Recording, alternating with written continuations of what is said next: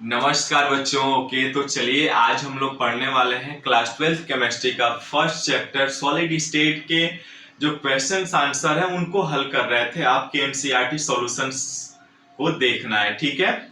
तो okay guys, are you ready? Just go on the questions and solve it. Okay, लेकिन हमेशा की तरह रिक्वेस्ट करूंगा कि साथ में नोटबुक पेन जरूर रखिएगा और चीजों को लिखिएगा ताकि बेहतर रिजल्ट्स आ सके। ओके, तो चलिए स्टार्ट करते हैं। और हाँ, बताना चाहूंगा चैनल पे जो भी नए हैं प्लीज चैनल को सब्सक्राइब, लाइक और शेयर कर लीजिए, इससे हमें मोटिवेशन मिलता है। बाकी आप कुछ समझदार हैं। ओके, चलिए। तो जैसा कि हम लोग देख रहे थे इस लेक्चर में 52 में हम लोग देखेंगे जो आपके एनसीईआरटी बुक है ना, पेज नंबर 14 पे क्वेश्चंस दिए हुए देख लीजिएगा। वहां पे क्वेश्चंस 1.9 से 1.12 तक दिए हुए हैं, ठीक है। उसमें इसके प्रीवियस क्लासेज में हम लोगों ने 1.9 नंबर क्वेश्चंस आंसर देख चुके थे, ठीक है। आज हम लोग देखेंगे क्वेश्चन नंबर 1.10। देखिए क्या कह रहा है, इंग्लिश और हिंदी मीडियम दोनों देख सकते हैं। एकक कोष्टिका को अभिलक्षणित करने वाले पैरामीटरों के नाम बताइए, या name the parameters that characterize a unit cell, अथवा इसी को कहते हैं cell parameter. What is the parameter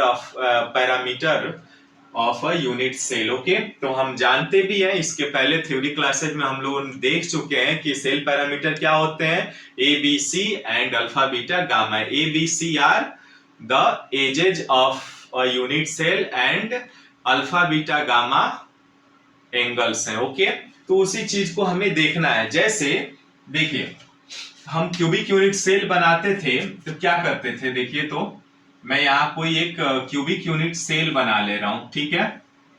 देखिए ये रहा, आपके सामने एक यूनिट सेल बनाया मैंने, और इस यूनिट सेल को ही हम लोग इनके जो एजेज हैं ए बी सी एंड इनके जो एंगल्स हैं अल्फा बीटा गामा उसको देखें। थोड़ा टेढ़ा मेढ़ा बन रहा है, आप सही से बनाइएगा, ठीक है।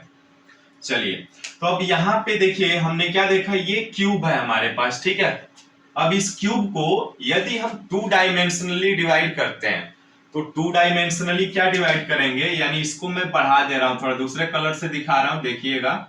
इसको बढ़ा दिया हमने, मान लिया ये x है, ये y है, और इसको भी बढ़ा लेते हैं, ये z है। लेकिन यहाँ पर तो हम लोग 3D में देख रहे हैं ना। ओके, तो 3D में देख रहे हैं तो ये x एक्सिस है, ये y एक्सिस है, ये z एक्सिस है। यानी इसका मतलब यहाँ पे इस प्लेन बोर्ड पे आपको ऐसे दिख रहा है, लेकिन ये है कैसे, आपको देखेंगे ना तो ये ऐसे हैं, देखेंगे तो ये कुछ इस प्रकार है। देखिएगा ध्यान से, ये जब आप देखेंगे ना तो ये कुछ इस प्रकार है, ये ट्राइएंगल बनता है इनके बीच, ठीक है। एक्स वाई जेड देख रहे हैं आप ये।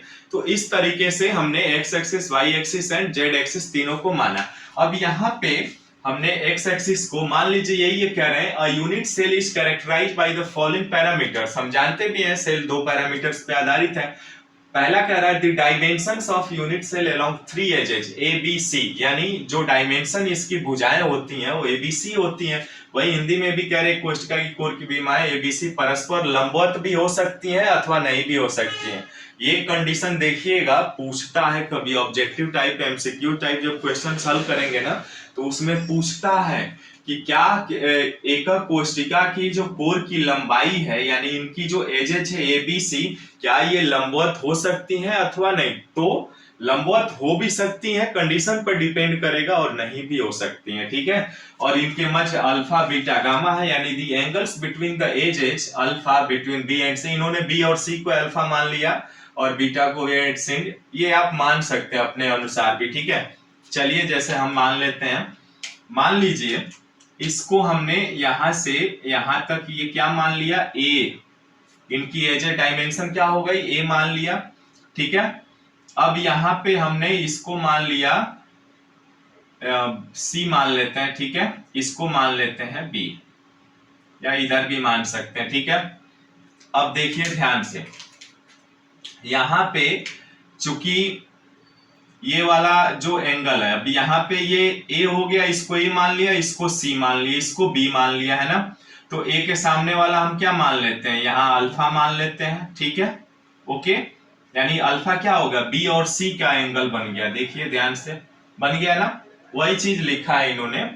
और यहाँ पे अब जैसे ये बी के ए के सामने, बी के सामने हमने क्या मान लिया, ये वाला एंगल मान लिया बीटा, ठीक है। तो देखिए बीटा भी वही लिखा है, बिटवीन ए एंड सी के बीच एंगल हो गया, ठीक है। और इनके ये सी है तो सी के जस्ट सामने आपने ये वाली एंगल जो है वो गामा मान लिया, ठीक है। वही चीज यहाँ पे लिखा है, gamma between A and B, तो देखिए ए और बी के बीच गामा बन गया, ठीक है। तो इन्हीं पर ये निर्धारित होती है alpha beta gamma and A B C, ठीक है। तो क्या क्या सीखा हमने इस क्वेश्चंस में, ये सीखा कि सेल पैरामीटर जो डायमेंशन होती है ए बी सी हम लेटर सपोज कर लेते हैं, और उनके बीच जो एंगल है अल्फा बीटा गामा होती है, ठीक है। लेकिन उनकी जो डायमेंशन है, कोर की विमाएं क्या होती हैं, परस्पर लंबवत भी हो सकती हैं और नहीं भी हो सकती हैं, ये कंडीशन ध्यान रखिएगा क्योंकि क्वेश्चंस पूछे जाते हैं, ठीक है। तो जैसा कि मैंने प्रॉमिस किया था कि छोटे छोटे वीडियोज में आपको डिलीवर कर दूंगा क्वेश्चंस आंसर, ठीक है। न्यूमेरिकल्स भी है, जैसे जैसे हम आगे बढ़ेंगे सारे क्वेश्चंस को सॉल्व करेंगे, ठीक है। तो इसको आप फटाफट स्क्रीनशॉट ले लीजिए, लेना है तो, ठीक है। मैं हट जा रहा हूँ, ठीक है, ले लिया आपने, ओके। तो चलिए गाइस, अब आगे हम बढ़ते हैं और आगे जो देखेंगे वो नेक्स्ट क्वेश्चन 1.110 आपका कंप्लीट हो गया, ठीक है। अब हम नेक्स्ट क्वेश्चंस देखते हैं 1.1111 क्या होता है, okay. Thanks for watching this video and thanks a lot, and please subscribe, like and share those students who are needy and जो पढ़ना चाहते हैं एक्चुअल में, ओके।